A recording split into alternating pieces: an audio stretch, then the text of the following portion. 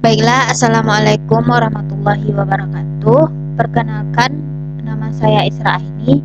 Pada kesempatan kali ini, saya akan menerangkan tentang bagaimana penggunaan SPSS dalam uji reliabilitas dan validitas, kemudian penggunaan SPSS dalam uji normalitas dan homogenitas, kemudian juga uji T dalam penggunaan SPSS. Nah, untuk yang pertama, kita masuk ke dalam uji reliabilitas dan validitas menggunakan SPSS. Nah, saya telah memiliki datanya. Nah, untuk datanya, kita kopikan saja dari Excel ini.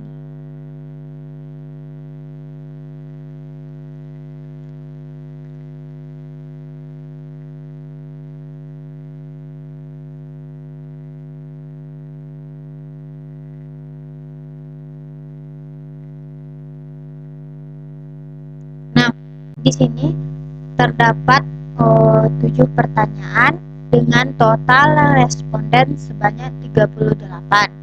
Nah, untuk penamaan variabel, kita pergi ke menu tab variabel view, kemudian kita ubah nama variabelnya. Kita ubah misalkan P1, P2, P3, dan seterusnya.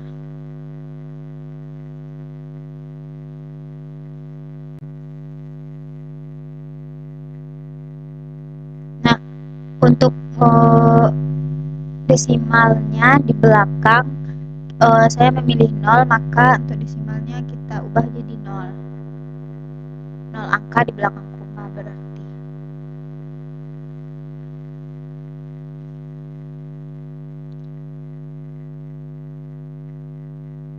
Kemudian kita kasih label dari nama variabel tersebut, misalkan pertanyaan 1.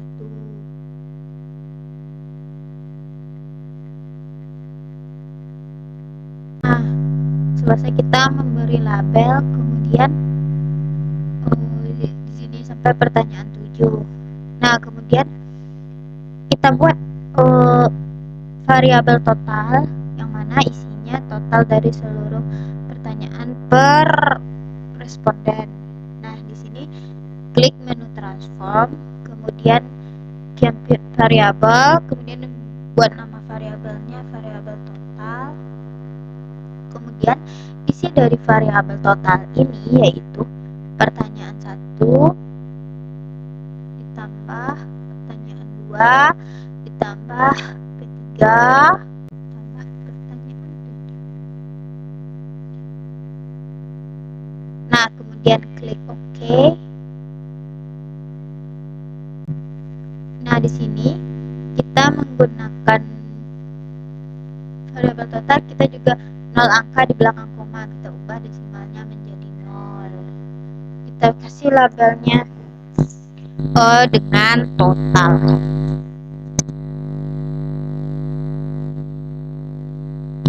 Nah, kemudian kita lihat datanya.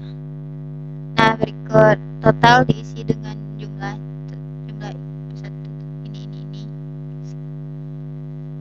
Nah, untuk kriteria pengujian validitas kali ini kita buat tingkat signifikan yang kita gunakan yaitu 5%, yaitu 0,05, di mana H0-nya merupakan H0, pernyataan H0-nya yaitu alat ukur yang digunakan valid atau sahih.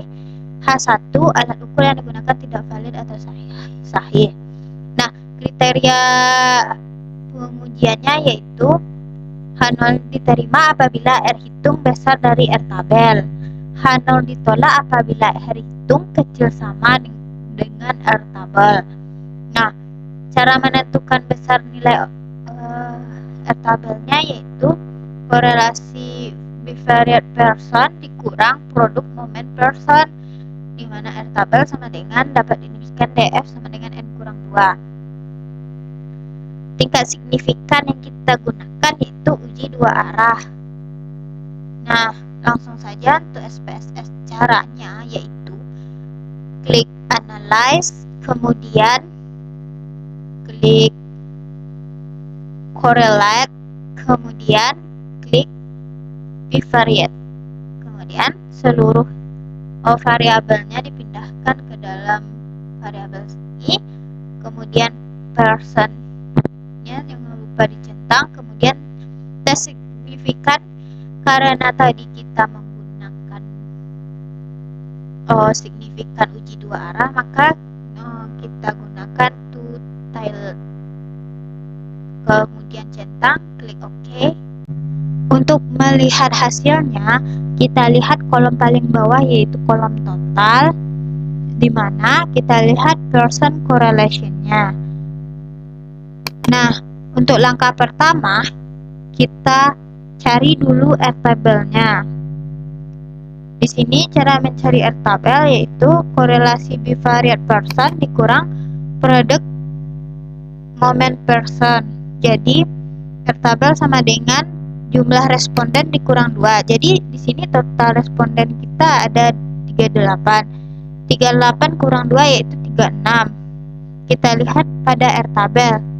Airtable kita menggunakan level signifikan kita yaitu 5%.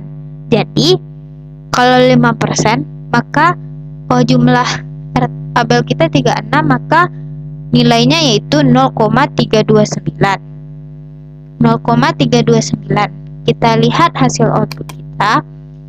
Person correlation-nya 0,427 besar dari 0,329, maka H0-nya diterima. Jadi alat ukurnya sahih atau valid. Jadi jika pada pertanyaan 2 0,505 besar dari 0,329, data juga valid. Pertanyaan 3, person correlation-nya 0,689 juga besar dari airtable 0,329, maka pertanyaan 3 juga valid. Pada pertanyaan 4, person correlation-nya 0,789 juga besar dari airtable-nya 0,329, maka juga valid. Begitu seterusnya. Di sini juga kutip 2 menandakan bahwa data itu valid atau sahih. Nah, ada cara lain untuk menentukan mengukur data itu valid atau tidaknya, yaitu dengan menghitung nilai tingkat signifikannya. Tingkat signifikan yang kita pakai yaitu 5%, sama dengan 0,05. Nah, jika tingkat signifikan kita bandingkan, maka hitungnya melihat tingkat signifikan. Apabila tingkat signifikannya kecil dari 0,05, maka data itu kan valid.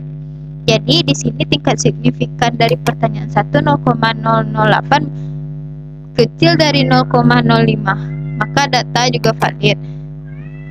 Begitu juga dengan pertanyaan 2 0,01 kecil dari 0,05, maka data juga valid. Pertanyaan 4 juga begitu seterusnya. Berarti semua data dari pertanyaan 1 sampai pertanyaan 7 yaitu data valid. Nah, jika teman-teman mendapati pertanyaan yang tidak valid, maka pertanyaan tersebut dihilangkan atau diulang lagi pengambilannya sampai data tersebut valid. Nah, kemudian itulah penjelasan cara melihat validitas data menggunakan SPSS. Kemudian kita lanjut dengan melihat reliabilitas. Data yang kita gunakan masih ini, datanya sudah valid. Karena data ini sudah valid, maka langsung aja kita gunakan untuk uji reliabilitas. Nah, kita akan menggunakan metode Cronbach Alpha. Nah, di sini rate-nya besar dari 60, maka instrumen penelitian dinyatakan reliable. Kemudian cara penggunaannya yaitu Yang pertama, kita klik analyze, kemudian kita klik scale, reliability analysis, kemudian kita masukkan semua pertanyaannya, kemudian kita pindahkan ke items. Nah, kemudian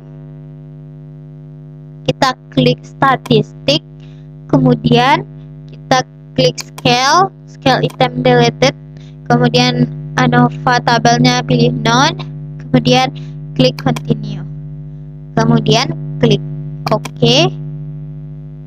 Nah, berikut hasil dari reliability. Nah, kemudian kita lihat pada case processing summary-nya. Pada tabel case processing summary dapat dilihat baris case valid menyatakan jumlah responden ada 38 dan persentasenya menunjukkan 100%. Hal ini menandakan bahwa 38 responden tersebut valid dan tidak ada responden yang masuk ke dalam kategori excluded. Kemudian kita lihat pula reliability statistik. Reliability statistik kita lihat Combatch alpha-nya yaitu 0,759. Tadi kita menggunakan metode Combatch alpha di mana jika besar dari 0,6 maka data tersebut reliabilitas atau konsisten. Jadi 0,759 besar dari 0,6, maka dapat disimpulkan bahwa data tersebut reliable atau dapat dipercaya dan konsisten.